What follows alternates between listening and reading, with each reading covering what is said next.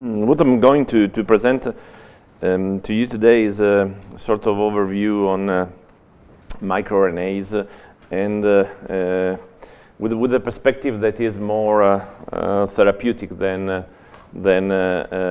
explorative. And the starting point of all what we do in the laboratory leads from a consideration that's very known to all of us, that our life expectancy has increased a lot. If you look at the median life expectancy at the beginning of the 1900s, it was less than 50 years.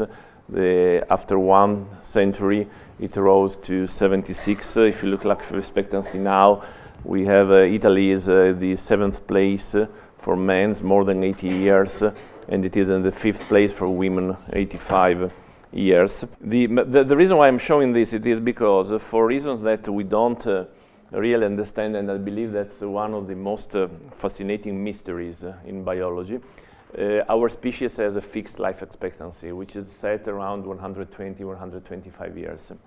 And as there is a fixed life expectancy basically for all living beings on the planet. If you look at mouse lives 2 years, a rat 3 years, sheep 12 years, dogs, that's a common experience, between 15 and 30 years, the Drosophila 3 months, the C. elegans 2 weeks.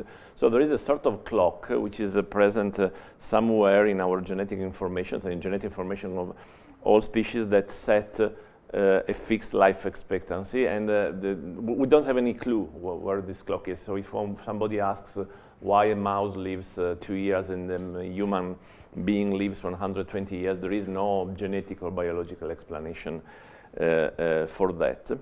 However, what we start understanding is that aging and then death is strictly correlated with the lack of reparative capacity of several critical organs and tissues in our bodies. The way I teach to my medical students now, medicine is like if everybody of us receive, when we are born, a certain amount of cells in some critical organs, and you have to deal with these cells for the rest of our life with no possibility of replacing them. This is, for example, the case for the brain. We are born with about 80 billion cells, and we lose 80,000 cells every day. So we are losing neurons as we are speaking or listening now. And this is the same for the heart. So we are born with a certain number of cells. But if you take an adult heart and you put in culture cardiomyocytes, you obtain these fantastic brick-shaped, very big cells, sometimes 20% in some species. They have 2 nuclei. These striations are the sarcomeres of the contractile apparatus, but there is no way that these cells replicate. And as we progress in our life expectancy curve, we approach this invaluable threshold of 120 years. And so we are losing basically these cells. So it is not surprise then that if you look at statistics, and there are more than 1 person out of 3 after 80 years that have lost cholinergic neurons in their brain, and so they suffer of Alzheimer's disease or other dementias. After 75 years, 1 person out of 3 have retinal degeneration, and there is no capacity to regenerate the retina, and 1 person out of 2 have degeneration and loss of neuroepithelial cells of the inner ear, and so they have presbyacusis, so age-related hearing loss, which we tend to think that it is even associated with aging. It is a disease due to the loss of these cells, and there is no possibility for regenerating these cell types. The same also holds true for beta cells in the pancreas, and there are no medicines. We have any cure for to regenerate or prevent degeneration of beta cells. We have no cure for age-related retinal degeneration or age-related deafness. We have no cure for Alzheimer's. In the case of cardiovascular disorders, the situation is really dramatic. I have a friend who starts his seminars looking at the people in the audience and asking everybody to look at who's sitting on his left side, who's sitting on his right side, and then decide who of the three will die because of myocardial infarction. And that's a reality, because 1 person out of 3 in the world dies because of a cardiovascular disorder, which in 50% of the cases is due to ischemic cardiomyopathy and acute infarction. And once a person has a myocardial infarction, which is due to the sudden closure of a coronary artery, then if he dies, he doesn't die because the heart fails, but he dies because there are critical arrhythmias, so the heart stops beating. But if this arrhythmia doesn't happen, or if he is resuscitated and then he's brought to an hospital in our societies, then within 2-4 hours from the event, an interventional cardiologist inserts a catheter into his left ventricle, enters into the coronary artery, opens up the balloon, and repristinate the flow in this stopped coronary artery. And the probability of surviving it now becomes more than 97-98%, so very, very high. The problem is that the portion of the heart that has suffered ischemia for 2-3 hours dies, and the heart has no regenerative capacity. And so basically the only possibility to recover is through the formation of a scar, but a scar impedes the proper contraction of the myocardium, and eventually the heart starts to dilate, it doesn't pump sufficiently, the patient suffers symptoms of a condition that's known as heart failure, for which there are 15 million cases diagnosed every year. And once there is a diagnosis of heart failure, the probability of the patient not being alive only after 4 years from diagnosis is more than 50%. So it means that half of the people die within 4 years from diagnosis of heart failure. If you look at the medical drugs that are available, none of these target the issue of myocardial loss and myocardial regeneration. All are aimed at improving contraction of the remaining part of the heart. And there are 6 classes of drugs that are used in the clinics, which are listed here. And this is the timeline when the drugs were first introduced into the medical practice. And you see that the last classes of drugs, the sartans, angiotensin II receptor blockers, were introduced in the mid-90s. So this means that it is 20 years that neither the pharmacological industry, neither the academy have been able to develop new drugs. So a patient who has a heart failure now is admitted to the hospital in Trieste or in Munich or the Mayo Clinic, so the best places in the world. Essentially he is treated with the same drugs he would have been treated 20 years ago. So this is the reason why the idea that we and several others have is to try to find new therapeutic solutions for these conditions. And this therapeutic solution probably won't fall into the class of small molecules, because it's difficult that a small molecules are very good to inhibit something, to inhibit an enzyme, for example, but it's very difficult that a small molecule can target such a complex biological issue as tissue degeneration and especially tissue regeneration. So the solution most likely will fall into the category of biotherapeutics, so molecules that mimic biological pathways. And this could be genes. And when I say genes, it doesn't mean only protein coding cDNAs, but this could mean long non-coding RNAs, small non-coding RNAs like microRNAs, or inhibitors of the same. Could be obviously proteins, for example, growth factors, or hormones, or they could fall in the category of cells. So an organ loses cells, so let's replace these cells by putting new cells from the outside. This story of the cells really has flooded the literature with a number of papers that have been largely unreproducible in the cardiac field. If you look at the early 2000 literature, you will find astonishing papers showing that bone marrow stem cells can regenerate the heart, and then mesenchymal stem cells can regenerate the heart, and then that the heart itself contains cells that act as stem cells that regenerate. All this is completely irreproducible. The only way to regenerate the heart using stem cells is to start from embryonic stem cells or embryonic stem cells obtained through the iPS cell technology described by Yamanaka. Obviously, this creates a huge problem because here you are implanting a number of cells which must be cardiomyocytes, otherwise you induce a tumor if you implant stem cells in themselves, so they must be differentiated cardiomyocytes. There are no technology to have terminal differentiation of cardiomyocytes, mature cardiomyocytes yet, and these cells are obtained through in vitro fertilization or to have a sufficient number of cells, but these cells belong to different individuals and they have to be grown in culture. So a lot of issues on that. However, if you look at really at the dogma that the heart is a non-regenerative organ, certainly it is from the functional point of view. If you have damage to the heart, cardiac repair only occurs through scarring. There are very nice C14 data obtained by a laboratory in Stockholm measuring C14 incorporation after the fallout of the atomic explosions, atomic bomb explosion in the 60s, showing that a person of 72 years have more than 50% of his heart formed exactly by the same cardiomyocyte he was born, which is really astonishing because you have to think of a person in which whom the heart is formed exactly by the same cardiomyocyte formed at birth that have been kept beating for billions of times throughout his life, but the cells are always the same. However, if you look more closely, there are less than 50%, but still some cardiomyocytes produced during the adult life. And also, if you look after myocardial infarction in the infrared border zone, there are some scattered attempts at cardiomyocytes that try to divide. And there is a very limited renewal that is less than 1% of a year, but still there is there. So, which is, if you want to see the glass half full, this is very good because it makes you think that there is a biological program for regeneration, but it is very, very unsuccessful. But if there is one, then you can think of reactivating it.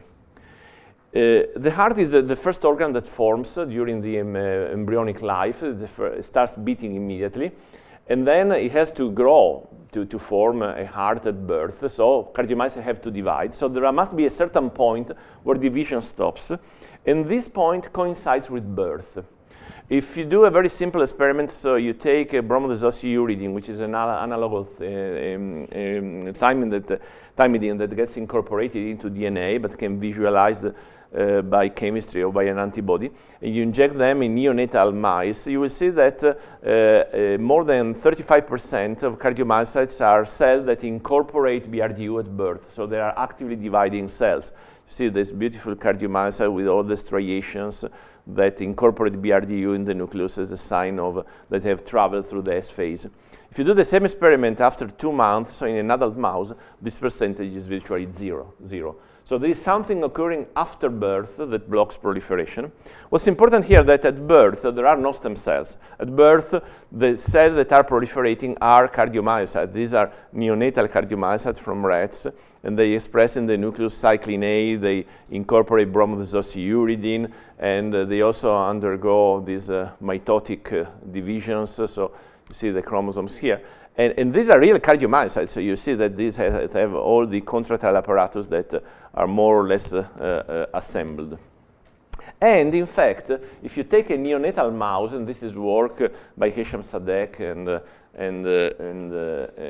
Eric Olson in Dallas, if you take a mouse at birth and you cut out a piece of the heart, typically the apex, then there is a complete regeneration in 40 days. But if you do the same experiment after 1 week, then this regeneration capacity is lost, and the heart repair occurs through scarring. So there is something occurring at birth that tells the heart stop proliferating and never proliferate again. What is this signal is not known. Hesham Sadek, this is a paper to which we collaborated a couple of years ago, thinks that the main signal is the fact that the heart before birth is a venous organ because it is in the womb of the mother, but after birth it becomes flooded by oxygen coming from the lung.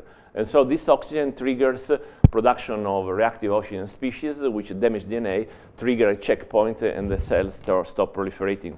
There are other possibilities also, that the heart before birth pumps and contracts, but most of the circulation is sustained by the mother's heart. Immediately after birth, it has to pump against a big pressure, so it has a strong afterload pressure, which might be a signal to tell the cells stop proliferating and start enlarging the cytoplasm and build up the sarcomere, the contractile apparatus. And the third thing that happens at birth is the fact that before birth, 80% of the metabolism of the heart is glycolytic, and after birth, in the first week, 80% of the metabolism becomes based on fatty acid oxidation. This also might give a signal for the cells to stop proliferating.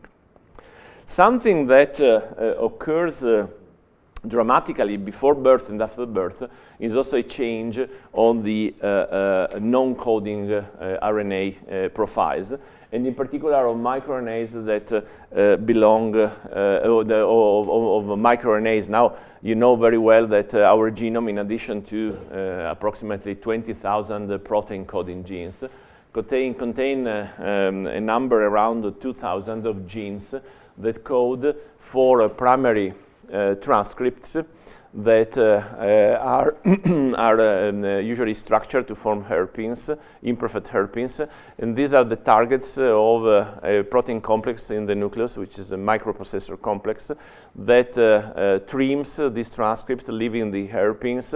This is about from 70 to 120 nucleotides, and then becomes a substrate of a protein exporting file that takes this transcript into the cytoplasm, where it is complexed into another endonuclease, which is dicer, that processes this into double-stranded RNA transcript of 21, 22 nucleotides that we know now as microRNAs. Each microRNA then it is loaded onto a protein which is orgargonaut that forms the catalytic core of the RISC complex. Here one of the two strands is displaced and the other strands constitutes a platform for base pairing to messenger RNAs, but since base pairing is incorrect, usually only a seed region of 7-8 nucleotides is needed, then each microRNA can pair and act on tens or hundreds of different target mRNAs by determining the block of translation or their actual destruction. So in this way, each microRNA can control tens or hundreds proteins in the terms of levels of expression of these proteins. So they are sort of big rheostat that block down expression simultaneously of several proteins. All this is very clear now. It's textbook discovery, but the discovery is very interesting because it came out from an experimental approach that at the beginning was difficult to explain, and this is what was the basis for the Nobel Prize to Andrew Fire and Greg Mello, and this is their seminal paper in 1998 in Nature, in which basically by studying the development of C. elegans and studying the downregulation of a specific gene, they essentially discovered that if they injected a single-stranded RNA oligonucleotide complementary to the messenger RNA they wanted to inhibit, they have very little effect. But if they injected a double-stranded oligonucleotide in the same cells, then the effect was the complete knockdown of the gene. So basically there was an effect exerted essentially by double-stranded RNA and not complementary single-stranded RNA. And the fact that this effect was transmitted to the progeny of the cell suggested that there was a catalytic mechanism involved, and this was the discovery of RNA interference. Immediately afterwards, basically all the catalytic complexes involved in the production of microRNAs, starting from the microprocessor in the nucleus, going through dicer and reaching RISC and argonaut, were knocked out, showing that basically there is no process in the human body starting from embryogenesis to reach tumor transformation in which RNA interference is not absolutely essential. And this is exactly the case also for the heart. I mean, starting from the discovery of microRNAs in C. elegans, it was immediately known that there are a number of microRNAs that are also active in all cardiac functions, ranging from protection or induction of apoptosis in the heart, microRNAs acting on fibroblasts in the heart, so involved in fibrosis, blood vessel formation, cardiomyocyte proliferation, as well as microRNAs that are essentially involved into the differentiation of cardiomyocytes, starting from embryonic stem cells and acting at different levels. So basically, there are now several hundred microRNAs that are involved at one or the other step of cardiac function. Obviously, you might immediately think that there are microRNAs also involved in cardiac proliferation. So in determining this switch from proliferating cardiomyocyte before birth and immediately at birth, and then non-proliferating cardiomyocyte afterwards. And this is exactly the case. So if you do a microRNA profile in the heart immediately after birth, you will see that there are a number of microRNAs that are expressed in neonates, and the expression of which drops down in adults, and a number of microRNAs that they do exactly the opposite. So they are expressed, they are not expressed in neonates, and they start to be highly expressed in adult cells. So a few years ago, we started to, instead of looking, I like very much functional biology, so I like biology in which we don't do just pictures of what's going on in a cell. So, for example, a microRNA profile before and after birth in cardiomyocyte, but we do functional biology. So we search for molecules that exert a function. And so in the laboratory, we do a lot of functional screening. We have a facility here at the ICGEB with whole genomic libraries for siRNAs and microRNAs and anti-microRNAs. And then we perform screening looking at functions, so searching for small molecules, for small RNAs that, for example, induce proliferation, protect from apoptosis, induce autophagy, and so on. So looking for something that has a functional role, because the ultimate goal would be to use these molecules for therapy. So a few years ago, we did a screening in which we plated neonatal right ventricular cardiomyocytes into 96 well plates, and then at that time we had a library of almost 1,000 microRNAs, and screened these microRNAs for the capacity to induce proliferation. And to make the story short, we found that there are about 40 microRNAs that, when given individually to cardiomyocytes, they are capable to trigger a very significant proliferation. The screening was a high content screening. So basically, this is a plate with neonatal cardiomyocytes. Cardiomyocytes are stained in green with an alpha-actin antibody, so they are more or less mature cardiomyocytes, so neonatal cardiomyocytes, but fully differentiated. And then EDU, which is an analog of BRDU, is given to the cells, and then the replicating cells has a nucleus that becomes red, so violet. These nuclei outside the cardiomyocytes are fibroblasts. There are always from 2 to 5% of fibroblasts contaminated in this culture, which are a very good internal control. Then a computer picks up the image and transform the image into a computer-generated image. And here the nuclei of replicating cardiomyocytes are yellow. This is a control microRNA from C. elegans, and you see that there are about 12% of cardiomyocytes that replicate the first day after birth. And then these, instead, is the image of ventricular myocytes treated with one of the pro-proliferative microRNAs, 490A3P, which we discovered, and you see that there are almost 50% of the cells, cardiomyocytes, that have picked up the BRDU, showing that they travel through the S phase, and they really travel through the S phase because I'm showing BRDU incorporation in the previous slide, but they also go to G2M, this is positive phosphohistone A3, and they reach mitosis, and this is a localization of this protein Aurora B in mid-bodies, which is a marker of the cells traveling all through the cell cycle. And what's most interesting and also visual is the fact that if you leave these cells in culture, after 6 days, this is the control, and this is the culture treated with one of the microRNA. You see that these cells really start replicating, they fill up the plate. The first experiment that we did was to inject these microRNAs in vivo, in neonatal hearts. And this is a longitudinal section of the heart. This is the left ventricle, this is the right ventricle. Cardiomyocytes stained again with actin in green, and red marks EDU. This is the aortic artery and the pulmonary artery, which contain their wall a lot of replicating cells. And these are two hearts injecting with two of the pro-proliferative microRNA. You see immediately that the ventricles are much thicker here. And they are much thicker because they contain many more cells. I think that even if the light is on, you can see immediately that here in the ventricle mass, there are a lot of red dots, which are replicating cells, and that these are almost completely gone here. There is some replication just in the endocardium and the epicardium here. And if you look at higher magnification, you see that these replicating cells are really cardiomyocytes that have been stimulated to proliferate.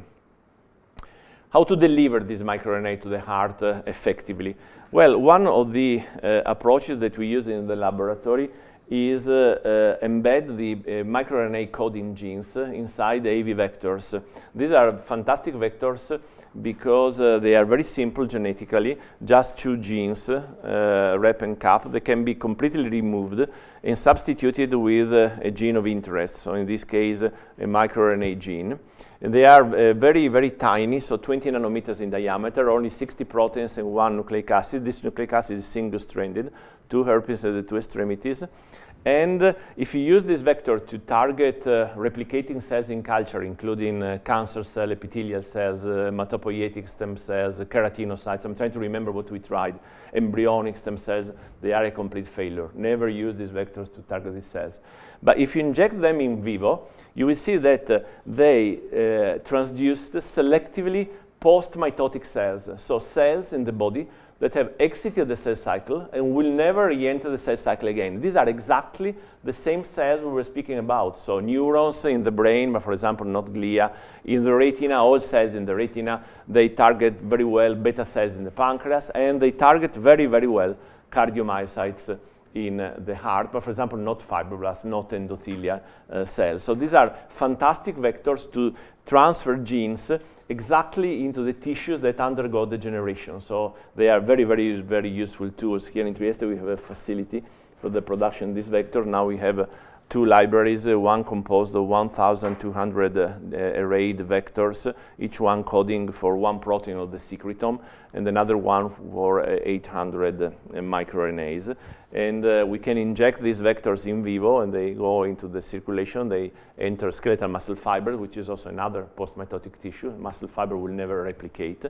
And they go into the heart selectively in cardiomyocytes. By the way, if somebody is interested in the CRISPR-Cas9 system, these are also fantastic vectors to achieve gene editing in vivo. This is a recent paper that we published in collaboration with Eric Olson, in which basically we deliver to the heart AAV vector expressing single guide RNAs against the critical genes in the heart, and you have a very efficient knockout of these genes directly in vivo in adult animals, and you see the ancient phenotype. And obviously you can target very well, you can achieve very well the expression of microRNAs. You simply put the microRNA gene inside an AAV vector, then this vector brings this into the nucleus, and then you have the processing of the microRNA as if it would be a gene expressed by the genome. In this way, you can have expression of a microRNA for a very, very prolonged period of time. I still remember the day when the postdoc doing this experiment came to my office and said he had two hearts that were injected with AAV vectors, and said, guess which is the control heart, and the heart that in which there has been expression for 12 days of this microRNA that enhance proliferation. These hearts were really very, very bigger, perfectly functional, but they had many, many more cells, and so they grew much bigger. So it's like having a heart of a bigger animal into the chest of a smaller animals. And after myocardial infarction, basically these AAV vectors preserve completely cardiac function, and at the end of the experiment, the infarct size was very much reduced. This is a transversal section. This is after 2 months from infarction, left ventricle, right ventricle. This is a big scar that has substituted the contractile tissue. If you give the AAV vector with the microRNA, this scar is very, very much reduced.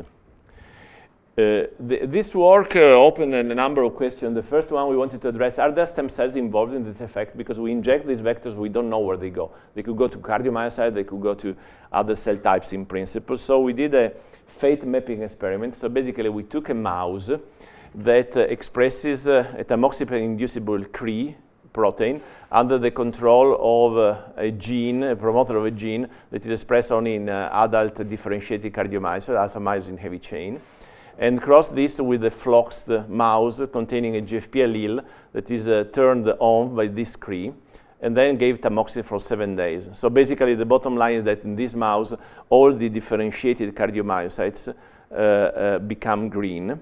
And then in this mouse, we induced infarction and injected the AAV, expressing the microRNAs, and then gave EDU. And the question was, are the replicating cells green or black? If they're green, it means that the previously existing cardiomyocytes were pushed to proliferate. If they are black, it means that the proliferation or regeneration is due to other cell types that were in the heart or were coming from elsewhere. And the answer to this question was that basically all the cells that had a proliferating nucleus also had a green cytoplasm, meaning that these were cells that were pre-existing. Look at this big cardiomyocyte that has replicated after delivery of this microRNA or of this microRNA. So basically, these microRNA enter into cardiomyocyte and push them to proliferate. And so we became more audacious and did the same experiment with adult cardiomyocyte that in culture never replicate, basically. And instead, we observed that these big giant cells, they're put in serum, they lose a bit their morphology, and they're treated with the microRNA with just one exception. Basically, all our microRNA push these cells to incorporate BRDU.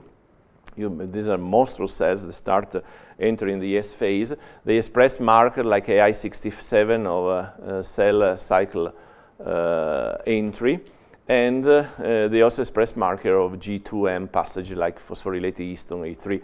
You see there are even some mitotic figures here that start assembly into these big cells, which is exactly the same picture that happens in the salamander or in zebrafish. If you damage the zebrafish heart, even in adult individuals, you have 100% regeneration of the heart.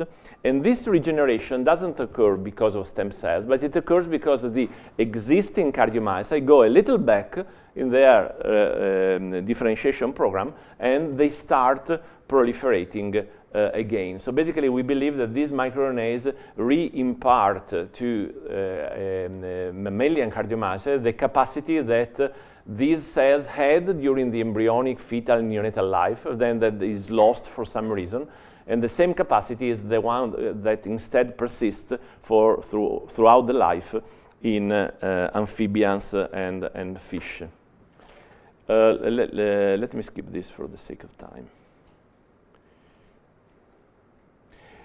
Obviously, if there is this capacity of pushing the cells into the cell cycle, one would like to know what the mechanism of this is. And we try to address this with a whole genome perspective. So basically, we took mouse cardiomyocyte treated with the two of the most proliferative microRNAs, 593P, 99A3P, and then did sequencing of the transcriptome, the changes of the transcriptome, and after these two microRNAs, and found that there were 641 genes that were downregulated.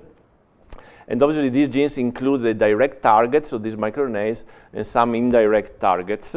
And these downregulated genes were highly enriched in gene belonging to the sarcomere. So for example, there was downregulation of the two myomesins that mark the M line and the sarcomere of nebulette, which is the cardiac homologue of nebulin, titin, which is the stiffest protein in the sarcomere, the two troponins, which makes a lot of sense if you think afterwards. You have these big cells with all this contractile apparatus. Difficult to think that these cells can undergo division unless all this contractile apparatus gets disassembled.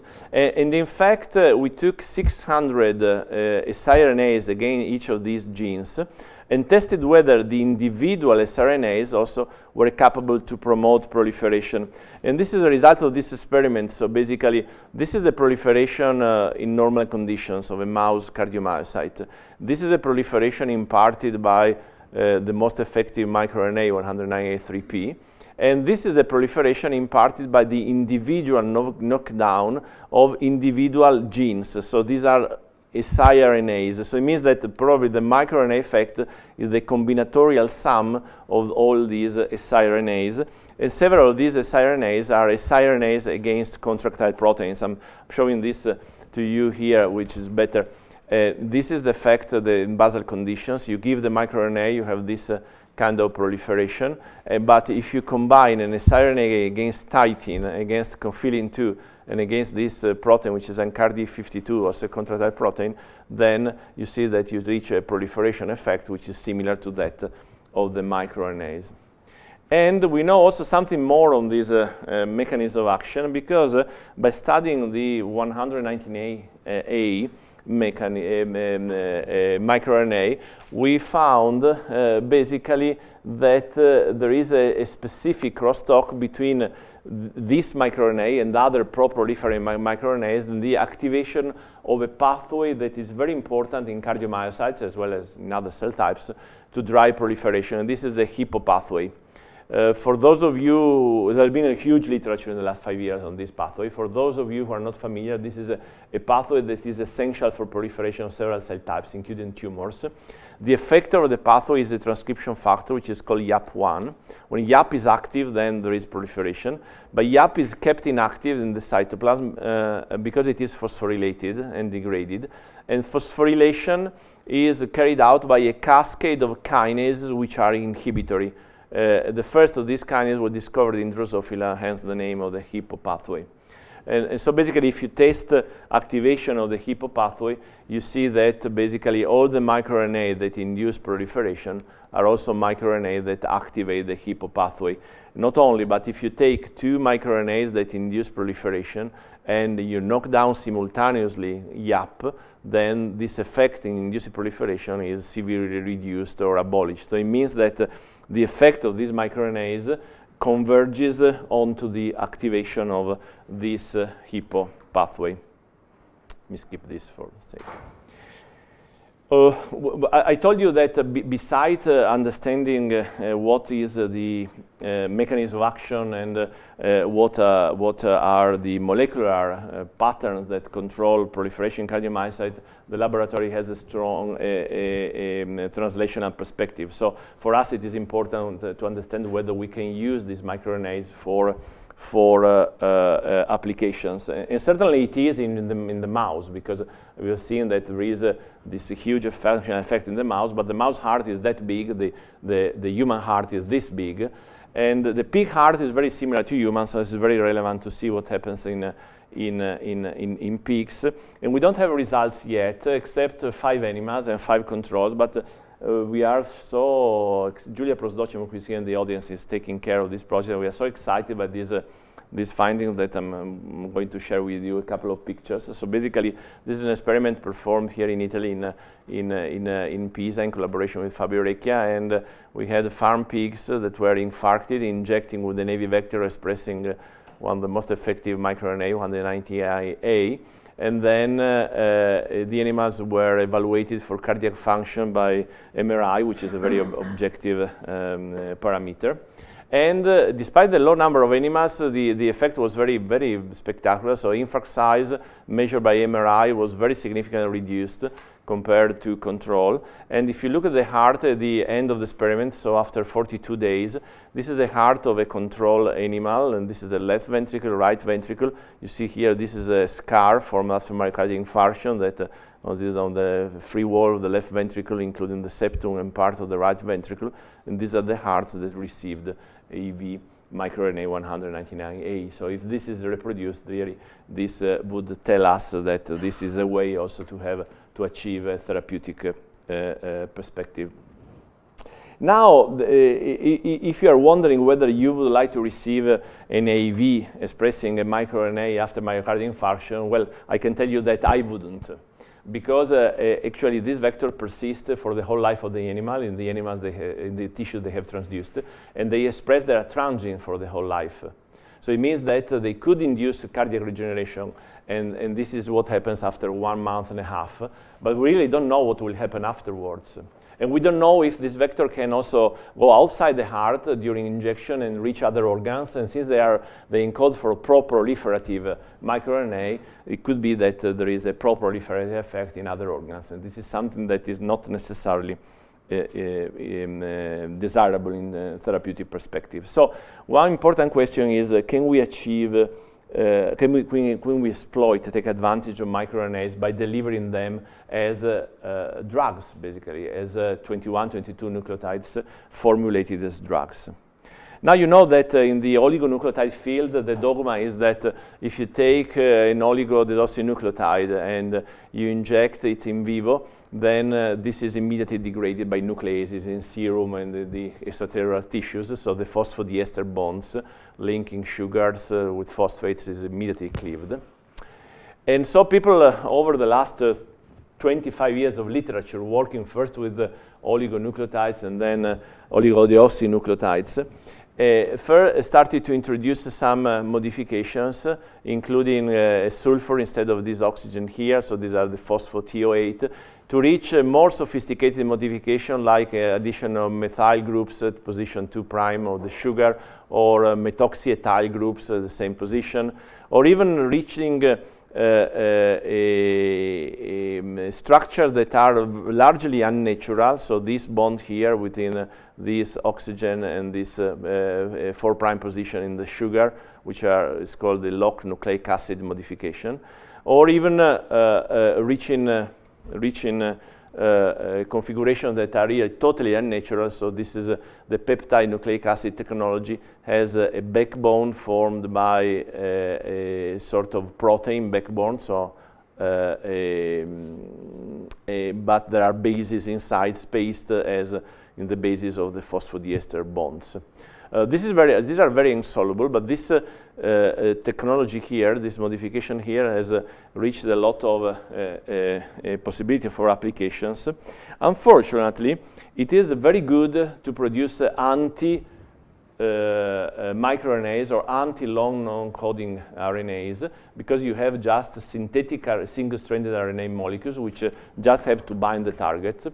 But this technology is much less amenable for modification of microRNAs, because a microRNA has to enter the cell and being recognized by the RISC to be actively loaded into RISC to exert its effect. So basically, the same holds true also for siRNAs. So over the last few years, there have been a number of companies, a really impressive number of companies that have started to develop small RNA technology for siRNAs, and more recently for microRNAs. But out of these technologies, there is only one that is in clinical experimentation now, and it is a microRNA mimic against microRNA mimic for microRNA 34. MicroRNA 34 is used for cancer, and basically it is a microRNA that is known to be activated by P53 and to induce apoptosis of the cells. So the problem of delivering these molecules naked nucleic acid is still very, very complicated. But probably here, in the case of the heart, we are in a very favorable situation, because we don't need to inject systemically. But for the heart, there are tools to reach directly the heart and inject intraparenchymally. So it's very easy for the cardiologist to reach the inner part of the left ventricle. And there are devices that from there can inject directly into the heart muscles. And so basically we did a very simple experiment in which we took an RNA mimic, so a very commercial RNA mimic for 199A, and then mixed with some lipids against commercial. The best preparation we found to work in the heart is called lipofectamine RNA Imax. Injected this microRNA, and we observed that 2 days after injection, the concentration of this microRNA is more than 200 times than the endogenous levels, so good. And then it goes down, obviously, but it goes down with the kinetics by which at 12 days there is still more than the endogenous level. So it means that degradation of these microRNAs is very prolonged in vivo, so they are relatively stable molecules. And so and they are not only stable in terms of quantifying the molecules. This quantification could be the microRNA, for example, in lysosome that waits to be degraded. But it is in an active form because we measure the levels of expression of a couple of direct targets of these microRNAs, which are these genes here, HOMR1 and CLIC5, and they are really down-regulated, some of these up to 12 days after injection of the microRNAs. And so the question is there a protection from myocardial infarction? And we were very, very surprised to see that the answer is positive to this question. So these are the big infarcts in control animals, and these are the much smaller infarcts in animals that have received to the proliferative microRNAs as naked RNA mimics, 119A, 3P, and 590. You see that the infarct size is really reduced, and there is an increase of proliferating cells. So basically, what we would like to do is exactly this. That is, we have a patient who has a myocardial infarction, is brought to the cath lab. He is revascularized. However, a portion of his heart is dead. And after 5 days, process of fibrosis initiates. Before this period, so a couple of days after infarction, the interventional cardiologist reaches his heart, inject a bolus of these microRNAs, perhaps repeat this after 1 week, and he saves a portion of the myocardium, and even recovering 20% or 30% of the lesion in clinical terms is a huge success for the rest of the life of the individual. Don't know if we will be able to do this. I believe, however, that apart from the therapeutic implications, this kind of work has some importance because it somehow marks a shift from over a decade in which we have heard that the only way to regenerate non-regenerative organs is through the use of stem cells. Instead, one possible alternative is to try to reimpart to the existing cell the capacity to proliferate they have lost. This can be achieved with microRNAs. Together with Thierry, we hope that we will have similar results or even better results with long non-coding or anti-long non-coding molecules. Can be achieved with proteins. We are screening now also for growth factor that promote or enhance microRNA-induced regeneration. But I think that this is sort of a new paradigm. So think at regeneration as the reawakening of an existing program that has been lost by mammals for some reasons, but that still is embedded in the genes and so can be reactivated. There have been a lot of people involved in this work. You have seen the pictures of them, or I mentioned them during my talk, so I won't spend time in making a list, and just thank you very much for your attention.